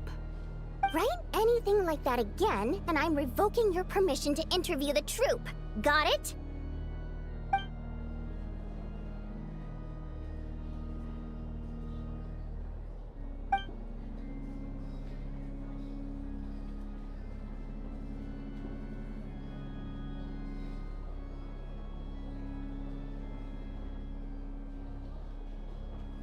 Now then, if there are no further contributions from those present, we shall proceed to the final vote. Hey, check it out!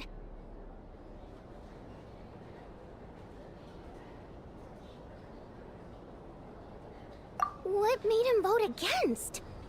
Why now?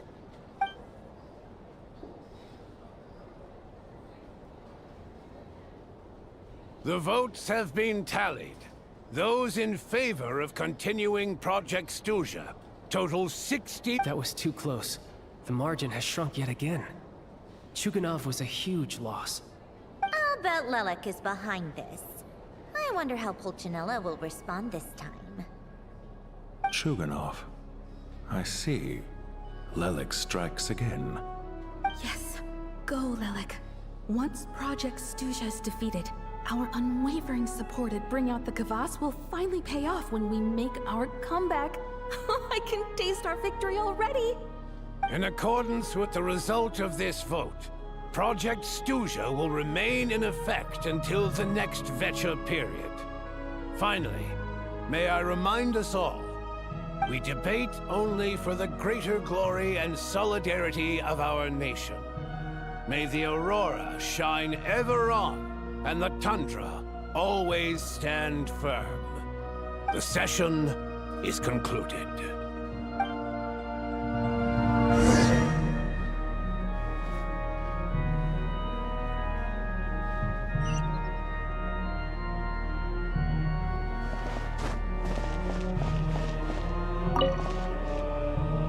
I have to say, I really wasn't expecting Chukhanov to vote against Project Stusha.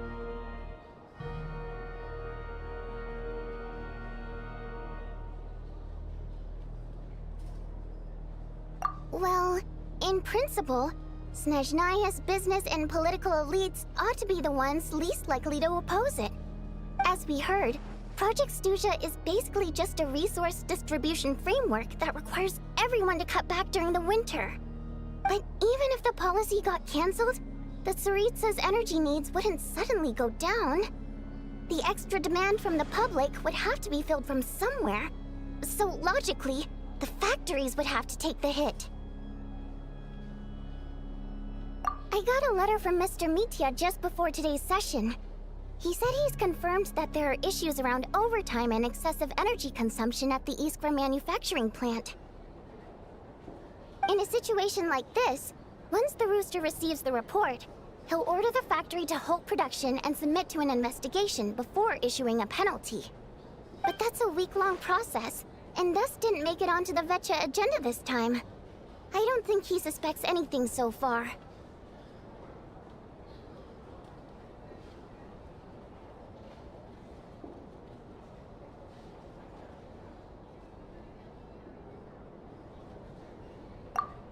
Exactly. And as you know, he's a very selfish person. I was originally gonna try and flip him after he received notice of the official sanctions. My plan was to convince him that the whole thing was completely unfair. Rather than just sit back and take the hit while his factory stopped production, he'd be better off voting to end Project Stuja. At least that way, no one else would be able to make any money either, because all the factories would suddenly have more limited energy to work with. But now, he's already voted against it, which means someone must have used more forceful means to change his vote, just like with everyone else who flipped.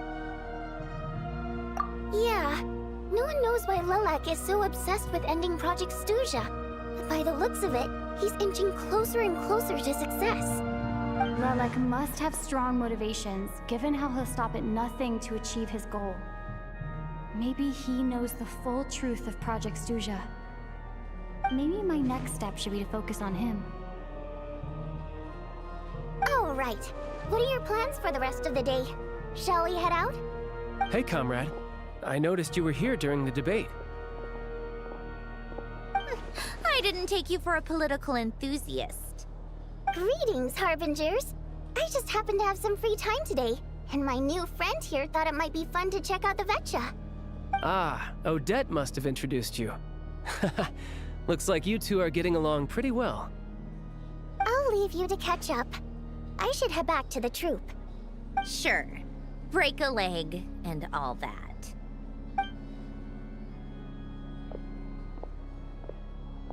Thought it might be fun to check out the Vetcha, did you? Things are never that simple with you, Traveler. There's no way you're here for kicks and giggles.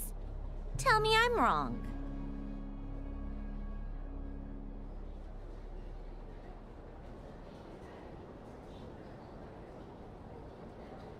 Oh, yeah.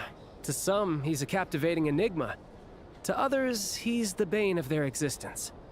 No one ever thought that some anonymous nobody from the Rokot could cause such a stir.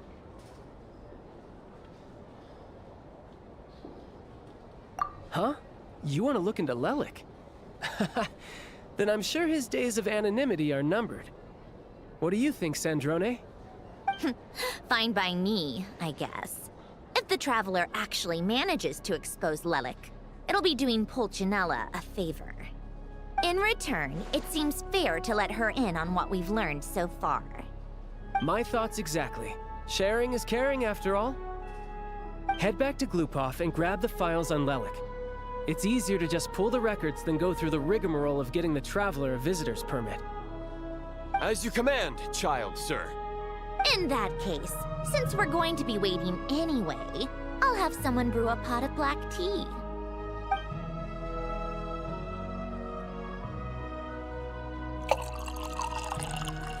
One common thread among the many incidents Lelik has been involved in is that the victims are all too scared to share any real information about him. Clearly, he must have threatened them in some way. His modus operandi is to silently infiltrate the scene and leave a threatening letter behind. But neither the letters nor the crime scenes ever yield any clues to his identity. So all these files have to offer are short statements by the people affected. They don't give us a lot to go on. If nothing else, it shows we're dealing with a trained professional who's versed in counter-surveillance. Yes, and to that point, he often strikes in highly secure locations. The victims are high-ranking and influential people who take their personal security very seriously. Somehow, Lelik slips right into their rooms without making a sound. There's never any eyewitnesses, nor the slightest trace of a break-in. If he can get in and out undetected, it means he can strike without warning. Not that that's ever happened so far, but the thought is enough to scare these people sleepless. It's hard to believe that a human being could pull this off flawlessly every time, so they switched the focus of the investigation to Faye. Unfortunately, no one's found anything yet.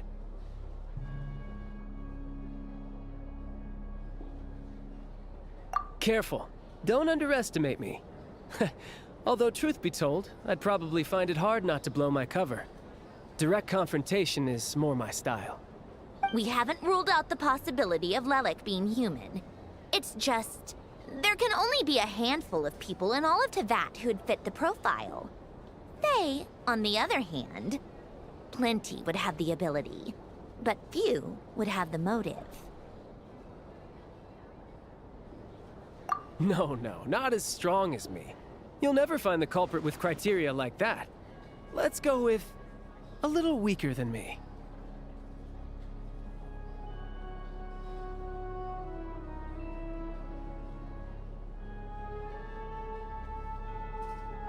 Oh, you hit me right where it hurts.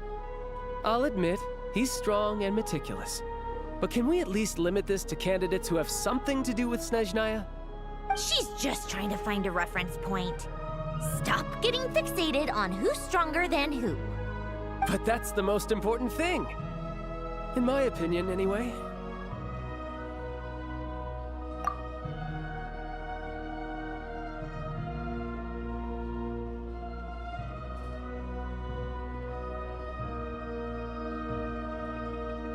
Odette? Yeah, that seems about right.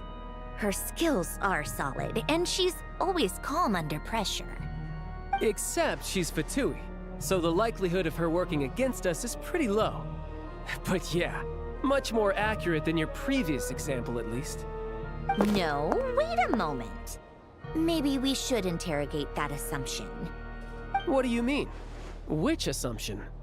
Her Fatui identity doesn't necessarily exonerate her.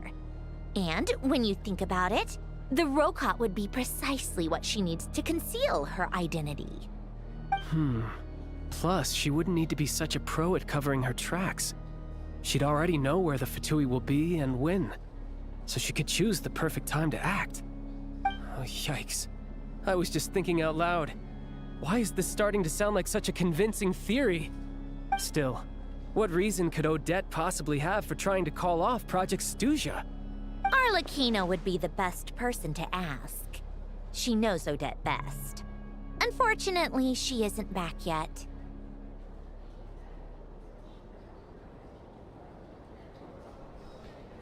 Rosaline used to open up to her in private about her struggles with Odette.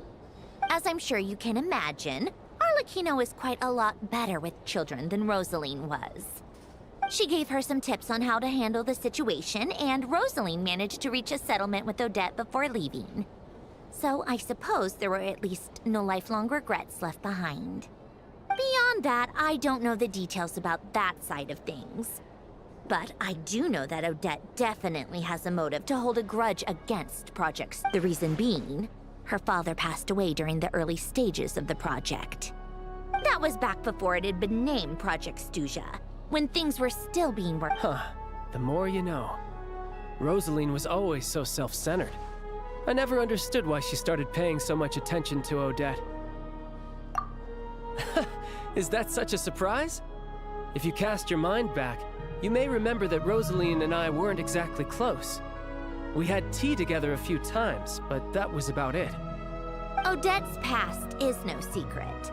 Her father was a fatus and her mother was a very famous ballerina. On the surface, it looks like she followed right in her parents' footsteps. But the truth is quite a different story. After her father passed away on a mission, her mother was overcome with grief. She broke her leg during a performance and could never dance again. Odette was only interested in ballet at the time, but this tragedy left the family with both breadwinners gone. They could barely make ends meet. Per Capitano's policy, family members of Fatui who died in the line of duty had to be appropriately accommodated and provided with adequate assistance. So, regardless of how Rosaline may have felt about it, it fell to her to resolve the issue of Odette's family's livelihood. In the end, the solution they agreed upon was to have Odette join the Fatui. Right, because the alternative would have been a one-off compensation payment, I guess. In that sense, joining up was definitely the better option. Still, she must have had mixed feelings about it, right? If she doesn't even like the Fatui.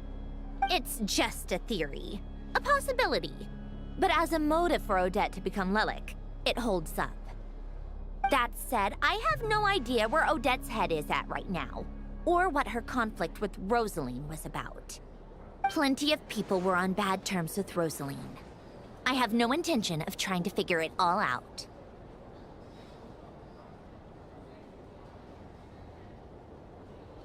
Yes, but there's not much point in discussing that now. Yeah, back to Lelik. Since our investigations so far have turned up next to nothing, we've got nothing to lose by trying a new angle. Funnily enough, Tonya and I had actually made plans to go to the theater tomorrow to watch Odette's rehearsal. Unfortunately, thanks to this Lelik situation, I'll be stuck working overtime again. Which means you can go in my place. No point wasting the ticket, plus you'll get to meet Tonya.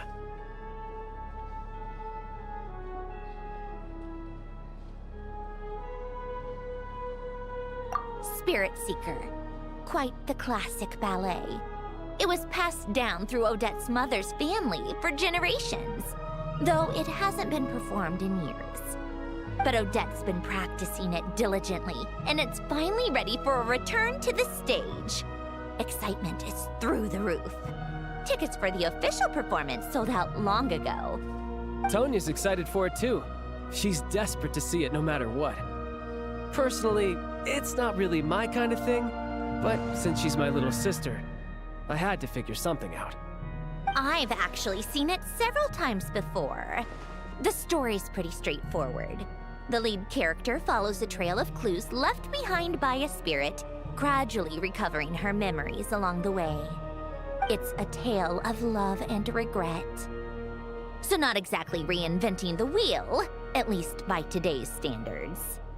But when that classic melody kicks in and the lead character begins to dance, it always gets me. It really is beautiful. Not an easy dance to do justice to, though. I know it's always been Odette's dream to perform this piece, but I'm not sure she's really ready. In that case, I think that even if she is Lelik, we should wait until her performance is over before we respond. I'll let you take it from here, comrade.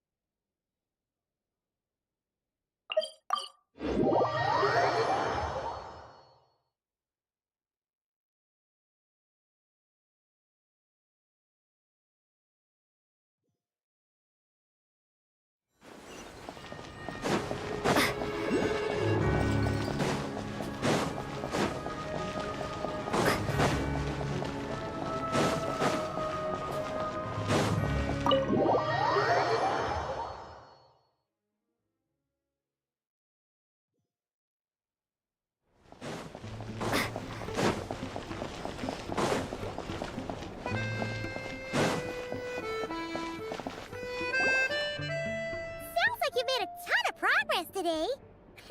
It's good that everything's going so smoothly. Next step is to head back to the theater and get a clear answer from Odette.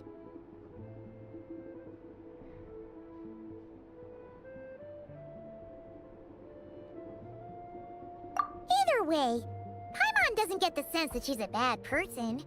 Sure, she might have done some pretty extreme things, but Paimon bet she has her reasons. Maybe this is going too far, but like, with everything she's managed to do so far, wouldn't it make more sense in theory to be even more, you know, heavy-handed? Why leave a letter when she could, well, we know there are plenty of other ways to keep people in line, right?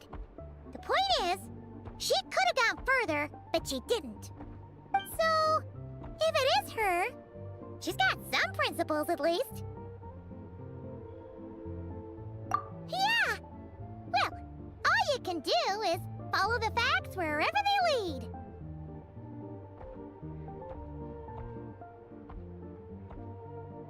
No change, really. But that thing Paimon told you about yesterday? Paimon feels like she can sense it more clearly now. Hearing you talk about your day makes Paimon itch for an adventure.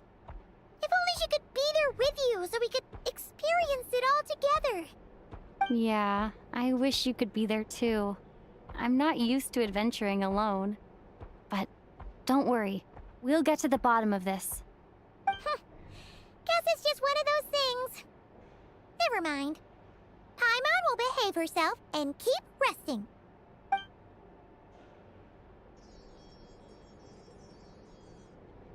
If Odette is Lelek, she may well have inside information on Project Stuja. Her father was involved with the project's early implementation and tragically died in the process. Now, she's dedicated herself to bringing it to an end. It's hard to imagine she could have gotten this far without knowing anything at all about the Tsaritsa's true intentions. When she spoke to us as a member of the Fatui, how much did she let on? And how much was she hiding? Only time will tell. Maybe tomorrow everything will be answered. Hey look! It's snowing! Could be a tough day ahead. Make sure you wrap up warm tomorrow.